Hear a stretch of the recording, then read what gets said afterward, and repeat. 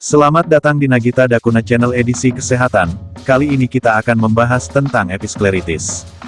Episkleritis adalah peradangan pada jaringan tipis yang terletak di antara sklera dan konjungtiva mata, sehingga menyebabkan mata mengalami kemerahan dan terasa tidak nyaman. Peradangan ini dapat terjadi pada satu mata atau keduanya. Sklera merupakan bagian putih dari bola mata, sedangkan konjungtiva merupakan lapisan yang menutupinya. Berbeda dengan skleritis yang menyerang bagian sklera dan dapat menyebabkan masalah serius, episkleritis umumnya tergolong masalah kesehatan ringan dan tidak menimbulkan dampak yang parah. Penyebab episkleritis. Penyebab dan pemicu peradangan yang terjadi pada episkleritis belum diketahui secara pasti.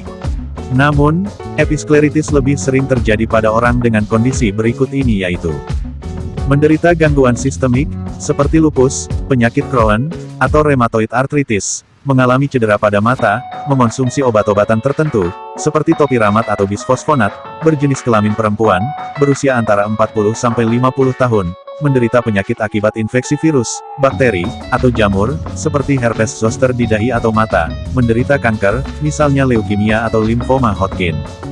Gejala episkleritis. Episkleritis sederhana. Episkleritis sederhana adalah jenis episkleritis yang lebih umum terjadi. Episkleritis jenis ini ditandai dengan sebagian putih mata berwarna kemerahan, mata terasa tidak nyaman dan berair, mata lebih sensitif terhadap cahaya terang, mata terasa panas dan terasa berpasir. Episkleritis nodular. Episkleritis nodular tergolong jarang terjadi. Gejala yang terjadi pada jenis episkleritis ini tidak jauh berbeda dengan episkleritis sederhana. Hanya saja, episkleritis nodular disertai dengan adanya benjolan kecil yang terasa agak nyeri. Gejala-gejala episkleritis di atas muncul dalam waktu cepat, tetapi tidak menyebabkan gangguan penglihatan. Gejala dapat terjadi pada salah satu mata atau keduanya. Bila gejala episkleritis muncul pada kedua mata, dibutuhkan perhatian lebih. Kapan harus ke dokter? Episkleritis biasanya tidak menimbulkan masalah serius dan dapat pulih dalam waktu singkat. Akan tetapi, jika gejala terjadi terus-menerus selama 2-4 minggu dan tidak kunjung membaik, Anda perlu melakukan pemeriksaan ke dokter. Anda juga dianjurkan untuk segera memeriksakan diri ke dokter jika timbul rasa sakit yang parah hingga memengaruhi penglihatan. Hal tersebut dapat menjadi tanda adanya gangguan mata serius selain episkleritis. Diagnosis episkleritis. Untuk mendiagnosis episkleritis, awalnya dokter akan melakukan tanya jawab mengenai gejala yang dialami, riwayat kesehatan, dan obat-obatan atau suplemen yang sedang atau pernah pasien konsumsi. Selanjutnya, dokter mata akan melakukan pemeriksaan mata dan fisik secara menyeluruh. Pemeriksaan mata biasanya diawali dengan melihat warna mata pasien secara langsung. Setelah itu, biasanya akan dilakukan pemeriksaan menggunakan alat bernama slit lamp untuk pemeriksaan yang lebih akurat. Dokter mungkin juga akan melakukan tes dengan pemberian obat tetes mata untuk memastikan kondisi ini tidak disebabkan oleh penyakit mata yang lain. Pengobatan episkleritis. Episkleritis umumnya dapat pulih dengan sendirinya tanpa perlu pengobatan, terutama jika gejala yang dialami pasien tergolong ringan.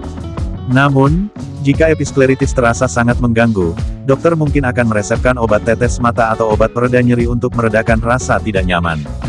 Untuk mempercepat pemulihan, terdapat beberapa cara yang bisa dilakukan pasien secara mandiri di rumah, yaitu mengompres mata dengan handuk yang dibasahi air dingin, memakai obat tetes mata berisi air mata buatan, menggunakan kacamata saat berada di luar ruangan untuk melindungi mata dari cahaya terang.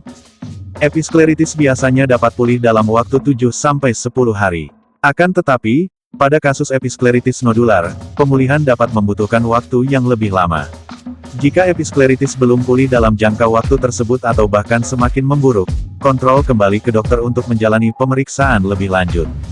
Komplikasi episkleritis yaitu episkleritis yang terjadi berulang, skleritis, terutama jika episkleritis disebabkan oleh herpes zoster, peradangan lainnya, seperti uveitis.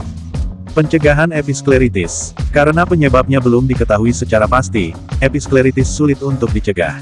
Namun, beberapa cara di bawah ini bisa Anda lakukan untuk mengurangi risiko terkena episkleritis yaitu memeriksakan kesehatan secara rutin jika memiliki kondisi yang dapat meningkatkan risiko episkleritis, melakukan upaya pencegahan terhadap infeksi, tidak sembarang menggunakan obat, suplemen, atau produk herbal, tanpa terlebih dahulu berkonsultasi dengan dokter.